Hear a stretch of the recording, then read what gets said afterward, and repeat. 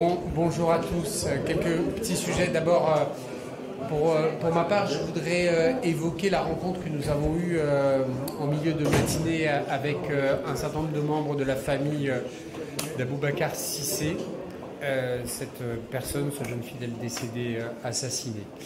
Vous dire que, évidemment, le groupe socialiste dans son ensemble souhaite apporter son soutien à la famille de la personne décédée. Deuxièmement, Olivier Faure, Fatia Kelouachi, Arthur Delaporte et moi-même avons participé à cette rencontre. Et que Boris Vallaud, ce matin en conférence des présidents, avait apporté son soutien à une minute de silence en ouverture de nos travaux cet après-midi en séance plénière. Il n'a pas été donné à ce stade de suite favorable à cette proposition. Nous le regrettons profondément et Boris Vallaud a entrepris des démarches pour faire en sorte que cette incongruité, pour ne pas dire cette faute morale, soit corrigée d'ici l'ouverture de nos travaux au moment où nous commencerons les questions d'actualité. Nous ne voulons pas tomber dans un débat sémantique, mais il est incontestable que nous avons considéré que les interventions trop tardives, le déplacement trop tardif du ministre de l'Intérieur traduisait de sa part un malaise ou en tout cas une forme d'indifférence qui était tout à fait inacceptable. Je n'ose même pas revenir sur les quelques lapsus et expressions malheureuses qu'il a eues sur les plateaux de télé. Et je crois donc que nous pensons donc que la minute de silence s'impose en ouverture de nos travaux cet après-midi. Et évidemment, on en tiendra compte dans nos expressions cet après-midi. Et nous poserons une question d'actualité également sur le sujet. Vous direz également que dans l'actualité de ce jour a lieu une mobilisation des médecins sur la question des déserts médicaux. Le gouvernement a annoncé la semaine dernière plusieurs mesures dans le cadre d'un plan national de lutte contre les déserts médicaux, des annonces sur la formation, sur les stages, sur la solidarité territoriale qui sont demandées et utiles, mais évidemment ça reste très incitatif sur la base du volontariat personnel des médecins, avec évidemment des compensations financières. Les consultations qui ont été avancées pour exercer 2 jours par semaine dans les territoires les plus vulnérables ne répondront pas à l'ampleur du problème. Les zones les moins bien dotées sont rarement à proximité des zones géographiques les mieux dotées. Et je peux vous le dire, vivant moi-même dans le Calvados, où les déserts médicaux sont plutôt aux périphéries du département, même s'il y en a évidemment quelques-uns aussi en cœur de ville. Il y a urgence à agir puisque le désert médical concerne 8 millions de personnes aujourd'hui en France qui sont démunies, se sentent abandonnées, peinent à trouver un médecin généraliste ou spécialiste qui évidemment a des conséquences sur l'espérance de vie en bonne santé, sur la capacité de chacune et chacun à avoir accès à un droit fondamental qui est le droit à la santé. Le combat pour les déserts médicaux, c'est un combat vital pour les Français, mais évidemment aussi pour une partie de nos territoires. Ça reste une urgence et un défi, puisqu'on voit avec la baisse de la proportion de médecins par habitant, un nombre décroissant de généralistes qui baisse de 10 000 en moins de 10 ans, et un vieillissement de la population qui va augmenter la demande. Nous, ce que nous portons avec la loi Garot, c'est la pierre angulaire qui est la régulation de l'installation des médecins, la pierre angulaire de toute politique réellement efficace qui permettra d'améliorer durablement la répartition des médecins sur le territoire. Et c'est d'ailleurs en ce sens qu'elle a été approuvée par une large majorité des députés le 2 avril dernier à l'Assemblée nationale, dans un cadre transpartisan. Et donc voilà, on remercie notre collègue socialiste Guillaume Garot pour avoir porté cela, avec notamment un vote de l'article 1er de cette proposition de loi, qui est une première étape. L'ensemble de la proposition de loi étant examiné les 6 et 7 mai prochains. Alors, il y a un sujet, évidemment, la suppression de la majoration des tarifs pour les patients dépourvus de médecins traitants à l'article 2 qui arrive, la première année d'études en santé dans chaque département à l'article 3, le rétablissement de la permanence des soins à l'article 4, qui ont été adoptés en commission avec une majorité claire et qui devront désormais être adoptés en séance publique. Nous devrons être mobilisés pour cela.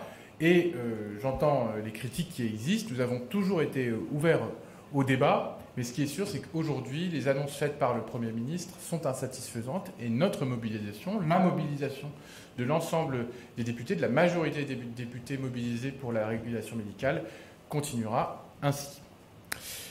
Autre polémique dans l'actualité sur laquelle je vais essayer de répondre en quelques instants. Vous savez que le ministre de la Justice a annoncé ce lundi sa volonté de modifier la loi pour financer le fonctionnement de nos prisons, qu'il estime à quasiment 4 milliards d'euros par an. Le populisme pénal, les socialistes y sont toujours opposés. Nous demandons d'abord à la France de faire face avec humilité aux différentes condamnations à l'échelle européenne pour l'état indigne de nos prisons, pour le niveau de surpopulation carcérale qui n'a jamais été aussi élevé, avec aujourd'hui, au 1er mars, un nombre record de 82 152 personnes détenues. Et puis, évidemment, ça n'a absolument aucun sens de dire qu'on va faire payer les détenus pour revaloriser les gardiens. C'est instrumentalisé, c'est divisé pour mal régner, et c'est par ailleurs totalement absurde puisque la responsabilité de la revalorisation des médecins relève de l'État et non pas d'une contribution, quelle qu'elle soit, des détenus. Rappelez aussi que les gardiens sont les premières victimes de l'état lamentable des prisons, et puis finir par dire que, rappeler que les détenus indemnisent déjà les victimes, qu'ils ont été condamnés pour cela, il y a des indemnisations aux civils, que par ailleurs un certain nombre d'entre eux travaillent, ont un pécule qu'ils utilisent pour améliorer, avec parfois un peu de nourriture, parfois la télé, leurs conditions carcérales, mais que cela, évidemment, ne peut pas être remplacé par une contribution générale et imposée, d'autant qu'un certain nombre de détenus n'ont pas les moyens de payer tout simplement un régime carcéral. Donc c'est une absurdité à toutes les échelles. Vous, des questions? L'audition du nouveau patron de l'EDF. Oui, alors j'ai laissé Emmanuel répondre, je reviens dans 3 minutes. Écoutez, allons-y. L'audition du nouveau patron de l'EDF demain, qui sera la position de Il n'y a pas de vote sur l'audition. sur sa confirmation. On va écouter d'abord ce qu'il a à dire. C'est évidemment une candidature de très belle qualité, mais le groupe attendra d'écouter ses réponses pour prendre une décision définitive. Nourri par 4h30 de débat très intéressant hier après-midi, par ailleurs. Justement, pouvez-vous nous dire un peu là-dessus, ce débat très intéressant? Écoutez, d'abord, on était un peu surpris sur la forme. C'est un sujet absolument majeur, mais 4h30 de débat sans vote et l'absence des députés montrent que le format même était contestable.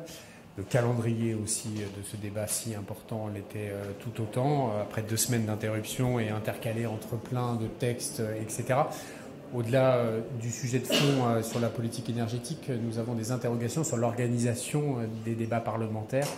Les textes se télescopent, les sujets passent l'un après l'autre. Nous recommençons simplification ce soir. C'est assez décousu et assez difficile de travailler avec sérieux. Elisabeth Pinot d'Agence Reuters, bonjour. Comment votez-vous, comment le groupe vote cet après-midi la loi sur le narcotrafic? Nous voterons favorablement. D'accord, comme en première lecture? Oui, évidemment, pour tout vous dire, nous n'adhérons pas à l'intégralité des sujets. On a eu l'occasion de l'exprimer à de nombreuses reprises en séance. Nous nous sommes battus sur un certain nombre de sujets, mais il est très clair pour le groupe socialiste que nous voulons uniquement envoyer un message de très grande fermeté et de renforcement des moyens de la police et de la justice sur ce sujet du narcotrafic qui, on l'a dit, pollue beaucoup les villes, mais pollue énormément aussi les milieux périurbains et les milieux ruraux. Voilà. Nous avons choisi de soutenir. Sur le passage à la proportionnelle actuelle, est-ce qu'il y a une opinion commune qui se dégage au sein du groupe ou Alors d'abord, je ne l'exprimerai pas maintenant, la position du groupe, parce que nous continuons à y travailler. D'abord, c'est un sujet que nous avons travaillé depuis de très nombreuses années et récemment dans un cadre fixé par le Parti socialiste et pas uniquement par les groupes parlementaires depuis plusieurs mois. D'abord dire notre surprise sur la méthode. Nous avons appris ça au débotté de coupure de presse.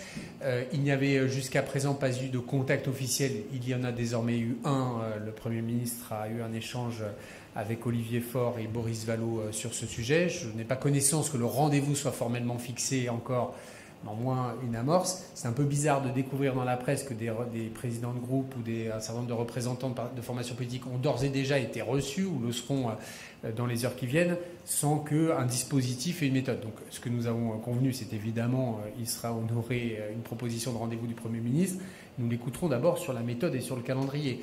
Et ensuite, comme vous le savez, derrière ce mot un peu vague de proportionnel se cache une subtilité immense de déclinaison pratique, avec différentes hypothèses, depuis la proportionnelle intégrale sur liste nationale, la départementalisation ou la régionalisation. Nous avons plein de variantes, donc on va écouter et la méthode et le calendrier qu'envisage le Premier ministre, et deuxièmement, nous ferons des propositions par une contribution précise qui émanera des deux groupes parlementaires. Et dernier point quand même que je voudrais évoquer, c'est que dans la très grande densité des sujets qui sont à l'ordre du jour de l'Assemblée nationale, deuxièmement, d'un certain nombre de sujets majeurs dont, je le redis au passage, nous avons là aussi découvert dans la presse la portée des 3 milliards d'économies imposées en régulation infra-annuelle dont personne n'a jamais débattu, etc. Ce qui pose là aussi des questions de méthode sur lesquelles nous reviendrons lors des questions d'actualité. Eh bien, je ne vois pas très bien dans quel calendrier cette réforme électorale s'inscrirait. Et donc, on peut avoir des doutes sur la sincérité de la démarche, ou est-ce que c'est un clin d'œil de plus à des formations politiques qui y sont historiquement pas insensibles. Oui, bonjour, Robin Richardot pour Le Monde. Vous avez parlé de la densité des textes, justement. Quelle est votre position sur le fait de siéger le 2 et le 9 mai ? Moi, je n'ai pas de position puisque la position a été prise que nous ne siégeons pas le 2 et le 9 mai. Moi, je vais vous dire, je serai à Paris le 2 et le 9 mai. Si on siège, je serai là. Et en l'occurrence, la décision a été prise de ne pas siéger. Je pense que ce n'est pas illogique de ne pas siéger le 2 et le 9 mai. Mais ça montre, encore une fois, une grande confusion sur les arbitrages et surtout au-delà des jours où on siège, puisqu'il évoquait l'hypothèse que nous puissions siéger les vendredis et les week-ends jusqu'à la fin de la session ordinaire. C'est surtout quels textes ils seront inscrits. Il y a une quantité de textes dont l'urgence ne nous paraît pas dans la liste des hiérarchies évidentes. Je me permets à titre personnel à situer par exemple la réforme de l'audiovisuel public, dont la maturité ne me paraît pas tout à fait acquise. Il y a plein de textes qui ne passeront pas tous. On a besoin d'avoir un travail de fond, une visibilité sur les sujets sur lesquels on travaillerait. Et je le dis encore, qu'on passe, que ce soit les textes en examen, etc. Nous avons tous les textes et tous les amendements, parfois dans les heures qui précèdent les réunions où nous devons prendre des décisions importantes, c'est-à-dire voter en commission ou en séance publique. C'est pas très confortable et je trouve que ça donne pas beaucoup de crédibilité à la délibération démocratique. Merci à tous. Merci.